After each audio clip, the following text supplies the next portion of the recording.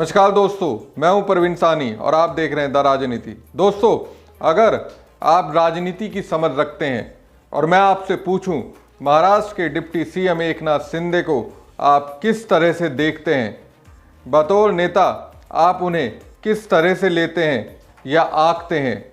चतुर राजनीतिज्ञ, सियासी तौर पर ताकतवर, पार्टी तोड़ने वाला और मुख्यमंत्री की ख्वाहिश रखने वाला?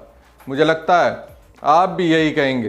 दोस्तों, महाराष्ट्र में एकनाथ शिंदे ने अपने लाभ और बीजेपी के लिए अपनी पुरानी पार्टी शिवसेना को तोड़ दिया था।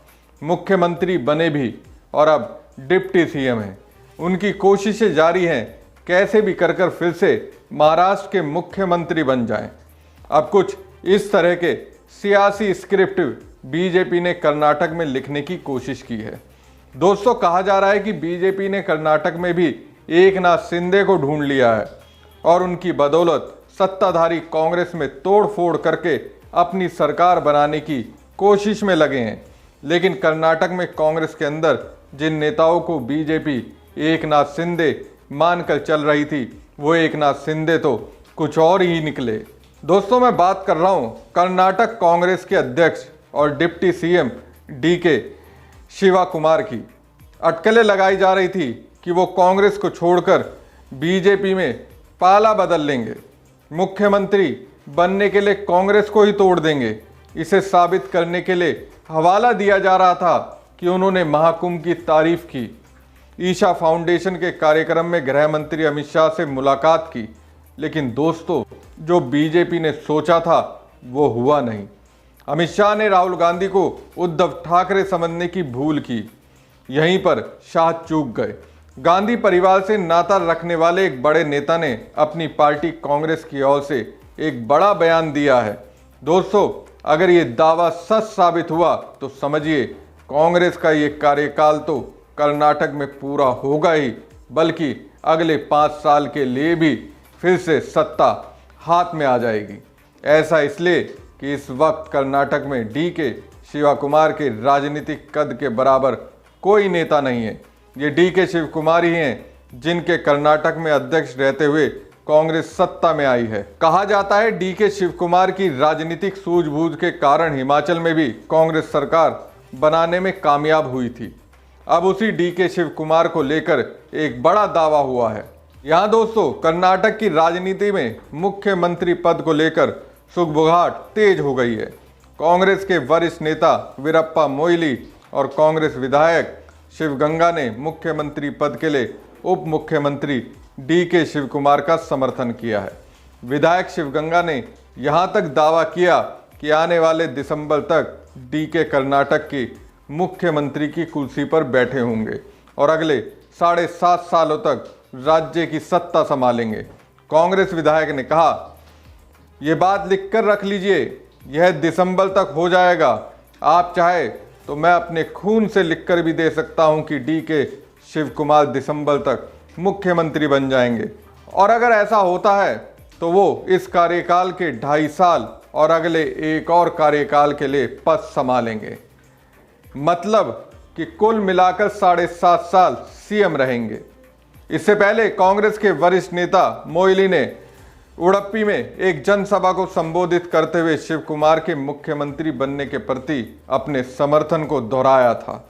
मोइली ने कहा, डीके शिव कुमार का कर्नाटक का मुख्यमंत्री बनना सिर्फ समय की बात है, ऐसा होना तय है, उन्हें मुख्यमंत्री बनने से कोई नहीं रोक सकता। कांग्रेस नेता ने कहा कि मुझे याद है कि शिव कुमार को पहली बार विधायक का टिकट देने के लिए कैसे हमने साथ काम किया था। आज वो कर्नाटक के एक सफल नेता के रूप में उभरे हैं। हम सभी उनके मुख्यमंत्री बनने की कामना करते हैं। लोकसभा चुनाव में कांग्रेस की जीत में शिव कुमार की महत्वपूर्ण भूमिका को बताते हुए कहा कि उन्होंने इतिहास रचा है। कांग्रेस पार्टी की पूरी कर्नाटक इकाई को एकजुट करने का काम किया है, हमारे रिसोर्सेज को सही ढंग से उपयोग किया और बहुत बलिदान दिया। हाईकमान इन सभी बातों से अवगत है। मुझे मालूम है कि उनकी चुप्पी को उनकी कमजोरी ना समझा जाए। वीरप्पा मोइली को दोस्तों सोनिया गांधी का करीबी माना जाता है। क्या वो डीके शिव कुमार को एकनाथ शिंदे बनने से रोक रहे हैं या फिर डीके शिव कुमार की ओर से कांग्रेस आला कमान को संदेश दे रहे हैं, शिव कुमार को मुख्यमंत्री बनाइए वरना वो एकनाथ शिंदे बन जाएंगे। दोस्तों, इंडिया टुडे की रिपोर्ट के मुताबिक बीजेपी नेता आर अशोक ने कहा, मैं पहले ही कह चुका हूं कि कांग्रेस सरकार में जल्द ही नेतृत्व परिवर्तन होगा। मुख्यमंत्री सिद्धरामैया की जगह डीके शिव कुमार लेंगे। उन्होंने आगे दावा किया कि डीके ने इस बदलाव के लिए शुभ मुहूर्त भी तय कर लिया है और ये मुहूर्त 16 नवंबर 2025 का है। बीजेपी नेता ने दावा किया कि शिव कुमार बीजेपी के साथ गठबंधन करने और कांग्रेस सरकार को गिराने वाले नेता हो सकते हैं।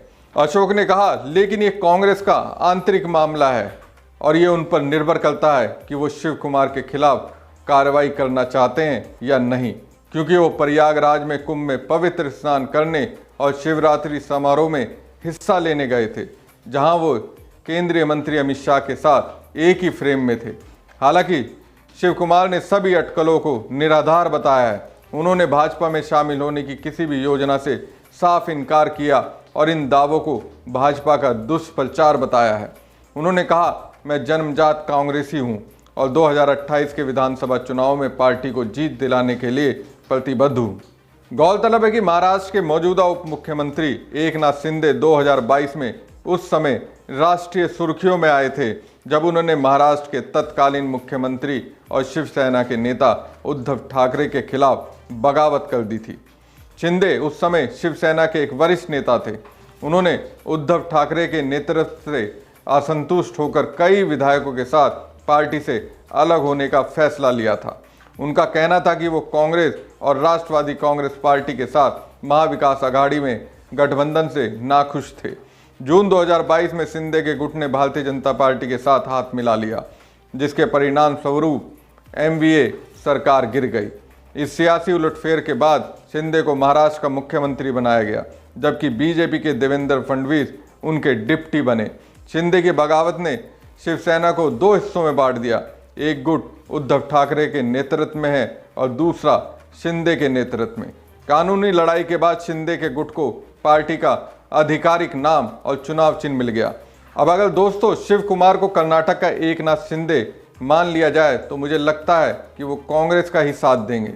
दावा तो यहाँ तक किया जा रहा है, शिव कुमार आने वाले 7.5 साल तक कर्नाटक में बीजेपी की सरकार नहीं आने देंगे।